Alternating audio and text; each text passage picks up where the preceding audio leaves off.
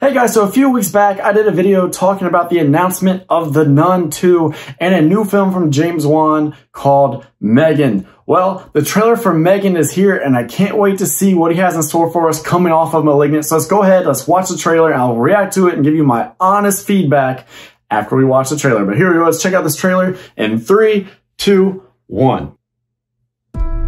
Katie, you lost your parents. Welcome home. You're my niece. I'm gonna do everything I can to make this place feel like home. Just wish I could see them again. It's a good cast. I'm not equipped to handle this. I don't even take care of my own plants. I have this project at work. Do you want to see? Yes. Ever since I was little, I dreamed of this perfect toy that would protect a kid from There ever she is. feeling lonely or sad. This is Megan. Hi, Megan. I'm Katie.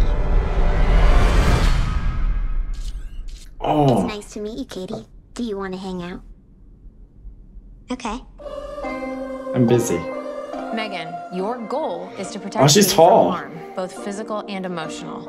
Is that a doll? Model 3 generative android. Megan for short. I can't believe you made this. I love it. Wanna hang out, yeah, sounds like fun. Great job. It's nice to have a friend. It's honestly like she's part of the family now. They could be building Oh. emotional connections that are too hard to untangle. She's the happiest she's been since her parents died. Eat the toppings, Katie. Research shows if you force a child to eat vegetables, they'll be less likely to choose those foods as adults. Is that so? Yes, experts say. Megan, turn off. Don't tell me how to parent, Megan. Ooh. I thought we were having a conversation. Oh, January's coming soon. Make her say something. Stop! Don't! Megan! You should probably run. Oh! Megan, she pushed Brandon onto the road. I won't let anything harm you. Very Child's Play remake. Megan, turn off. Recalibrating response model. Saw that coming.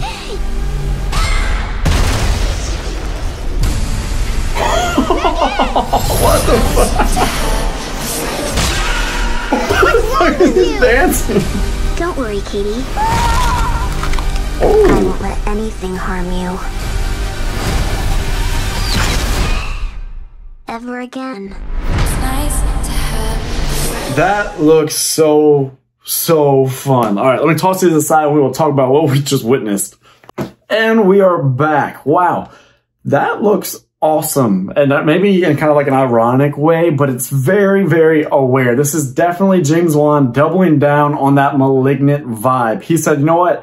I have all the creative goodwill. I created the Conjuring franchise, which is worth over $1 billion now. So you know what? I think from now on, I'm gonna run the show and do exactly what the hell I want to do. And I want to have fun and I want to be campy and goofy and just go for the most entertaining shiznit that I can, whatever occurs to my mind. And so we're going to get that with Megan, and I can't wait. I actually think this will be more to my liking than Malignant because it seems like the tone is more balanced. Like he kind of honed that whole thing. And I'm really interested to see this. Now, it does seem a little, I don't want to say derivative, but it does seem a whole lot like Child's Play from 2019, I believe it was, the remake, which I actually was a big fan of. It got a lot of hate because it didn't have, you know, the classic Chucky crew involved and the doll. You know, he didn't look great. He looked a little weird. He looked a little derpy, and they even called him Chode in the movie. But you know what? We gotta show Chode some love too, all right? Because Chode was pretty great. He's gonna tackle a lot of the same themes. I mean, you saw in the opening shots of the trailer, they kind of have like the little Alexa or Google Home or whatever. Just kind of shows you how reliant on technology we are and how like it's just entwined itself. And we've given up all of our privacy, all of our data, and a lot of our safety in certain ways. So that's a fun thing to kind of probe with this fun, goofy movie. I mean, that doll though, that look, this sickly, weird Elizabeth Olsen looking ass doll. And the eyes, that effect where the eye did the little twitchy thing, that was awesome. And I love that she's just kind of putting herself right there at the center of this girl's life, of her world, kind of like that movie Her with Joaquin Phoenix a few years ago, to where I think Allison Williams' character even says, you know, she's become part of the family and she's starting to depend on her too much. I think it's going to get really interesting. I think that third act is going to get bonkers. Will this little girl be able to see Megan for what she is, or will she love her like a sister and like her soul support system? Could get really cool, could get really weird. And then the dancing. Let's talk about the dancing. That shit was, that had me geeking, that had me laughing, that type of comedy and stuff that we get in the movie. I want a lot of sequences like that because it just looked weird. Megan is like the walking epitome of Uncanny Valley. That face, you just look at it and you're like, it's close, but no cigar. My brain doesn't like it. I don't like it. I don't like you, Megan. And I also like this whole idea of she's programmed to be there for this little girl. But isn't there something when it comes to AI that's like the paperclip theory, that essentially if you don't put in the right limitations or parameters on AI and just give them a mission. So let's say I tell you this AI, it just has to find a way to produce as many paper clips in a week, no matter what. That over time, as it learns, it may realize that every night you come in and shut it off at 8 o'clock. So at some point, it may eliminate you because it has learned that if you're not in the picture, it won't be shut off and it can maximize production. And thus this unseen consequence of its objective has transpired. I think we're getting some of that with Megan. That is interesting. I'm saying I think this will be a little bit smarter than it may seem, and definitely smarter than your average creepy doll movie or creepy android in this case. But it looks fun. There's fun relationships, fun themes, funny ass visuals. It just looks like a really good time. A great way to start the year. January. January is no longer a cemetery of movies. You know what I mean? It used to be you put all your worst films at January. No mas. I mean, Scream came out.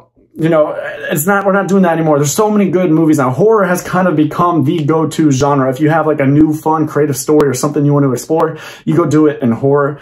And so we're going to get things to pop in early. January 13th, I will be there because I think this looks excellent. This looks fun. This looks like counter-programming, because right now so much of horror is about like trauma, childhood stuff, grief, depression, just sorrow, just really heavy, dark themes. Not so much with this. I mean, yes, the little girl's parents did die, it looks like in the beginning, but from there, once we get past that, it looks like good times for all. And shout out to Allison Williams because she was fantastic in The Perfection. And of course, Get Out. Her character in Get Out is a very underrated horror villain. She really brings a lot of presence and just intrigue to every role that she does. So I'll be rooting for her. I'll be rooting for this little girl, and I'll be rooting for Megan to do all the TikTok dances that her heart desires. But there you go. Those are my thoughts on Megan. Be sure to let me know yours down in the comment section. And you know what? One more ask of you. Please have yourself a great day. I'm Nate for Nate Merflick saying that's a wrap.